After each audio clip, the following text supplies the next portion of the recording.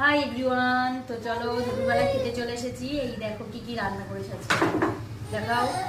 এই দেখো, এখানে হলো পিস পিস আলু ভাজা, এখানে হলো আলু উচ্ছে ভাজা, এখানে হলো আমের চাটনি। দুপুরবেলা এই গরমের সময় আমের চাটনিটা খুব ভালো লাগে আমার, বিশেষ করে টমেটো চাটনিও ভালো লাগে, কিন্তু আমের চাটনিটা সবচেয়ে বেশি ভালো লাগে। এটা হলো টক ডাল, আর এটা হলো পুঁই শাক আলুর ঘ্যাট। আর এখানে তোমার দাদা ভাই জন্য ভাত পেয়েছি, যেমন পুচকুটারি নিয়ে খাওয়াবো। বসে বসে মা ফোন দিচ্ছি তো, ফোন দিয়ে ভাত খাবো আমরা, এক্ষুনি দেবো। বসো, হ্যাঁ যুব চলে আসো, ভাত খেতে চলে আসো। আমি খেতে বসে গেলাম। ওই দেখো বসো। কি রে, তুই ফোন দেবো?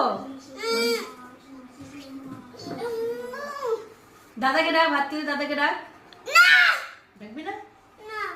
এত দুষ্টুমি করিস না তুই। মোবাইল ছাড়া ভাত খাওয়া যায় না,